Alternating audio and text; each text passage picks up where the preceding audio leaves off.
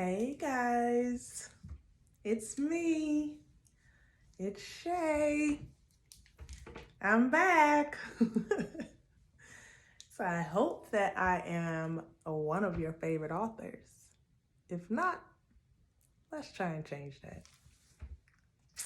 Today, we are looking at my latest book, From His Partner to His Prey. It's based on a true story. My true story. Let's read the synopsis. Keisha finds love in Tyler, and Tyler finds something special in Keisha. Their hearts crossed paths at a beautiful moment, and they became one. They built a beautiful family together, but Tyler wanted more. Keisha did too, but they wanted two different things, but only one of them knew. Based on a true story. So,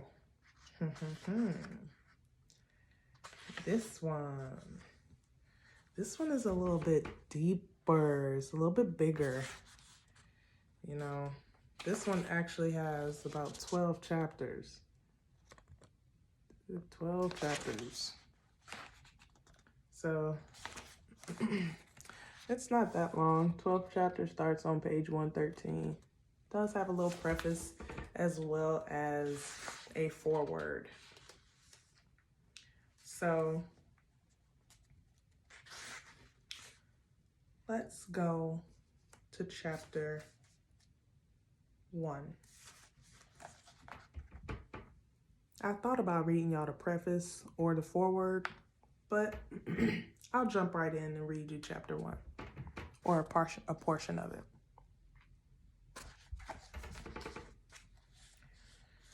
Chapter 1, Keisha and Tyler. Keisha was born in the early 80s to Gerald and Patricia Edie. Before they were married, Gerald had fathered 6 kids and Patricia had 3 of her own before Keisha came along. Soon after her birth, things changed from bad to worse. Within the first year of her life, Keisha's parents divorced, and she was split between 2 residences on the west side of Detroit. By the time Keisha was 14 years old, she had already lived a very traumatic life. She was molested by her older cousin when she was 6. From age 9 to 11, she was sexually abused by her piano teacher, who was a close friend of the family. When Keisha turned 12, she started drinking to numb the pain. No matter how hard she tried, nothing took away the pain that was deeply rooted inside of her. Just when she felt like things were at their worst, she woke up to news that her best friend had been murdered just days after her 13th birthday. Keisha was no stranger to pain, disappointment, or death. By the time she reached high school, she had made up in her mind to get away from her neighborhood, her family, and her pain. She was smart and maintained a 3.5 grade point average or higher from elementary through high school. Her good grades often afforded her opportunities to participate in advanced programs and extracurricular activities. She enjoyed being involved in sports, but was very shy in social settings. Tyler was born in the same month as Keisha, but he was 2 years older. He was the second eldest son born to his parents. He was very close to his mother, but had an estranged relationship with his father. Tyler was always the one who did things first among his siblings. He was the first child to see his father abuse his mother. He was also the first and only child who ever defended her. No matter what, he was on the other side and always came to her rescue. His father was not around a lot because he was splitting his time between 2 families. Tyler liked that his father was gone a lot because that meant he didn't have to deal with him abusing his mother. Tyler was 14 when he started standing up to his father. After that, he never really maintained positive relationships with men. When Tyler turned 16, he was faced with the most difficult decision of his life. On the night of his birthday party, his parents got into a huge argument. Tyler's dad was upset because his wife didn't get the cake he liked. His dad was so upset that he smashed the remainder of the cake in his wife's face, knocking her onto the floor. Tyler heard the commotion in the kitchen and walked in. Just as he opened the door, he saw his father backslap his mother and spit on her. Tyler was so angry.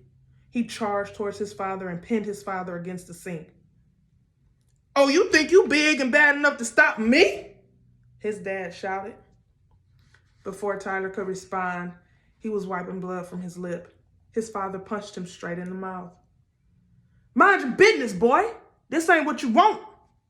Tyler attempted to swing on his father, but his mother stopped him. "Don't do it, Ty. I'm okay, baby. See? I'm all right," his mother said as she continued to wipe cake, blood, and spit from her face. "I can't stay here and watch him kill you, Mama. I can't. I'ma kill him," Tyler screamed to his mother. In that moment, he had to decide whether to stay and do nothing or leave and completely disengage from his family.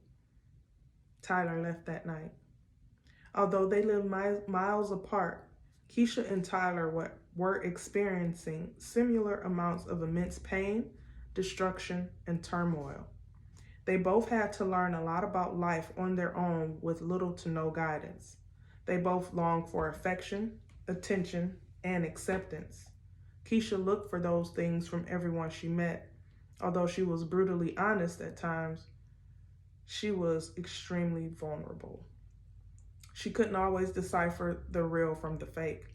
She took people at their word. Tyler, on the other hand, was very guarded after he moved out.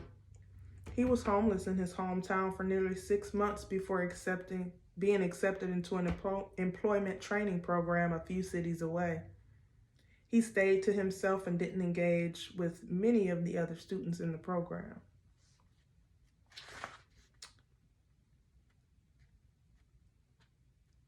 This is a good book. And I'm on the third page, honey. Just the third page. And I know you all in. So, like, comment, share, subscribe, and come on back.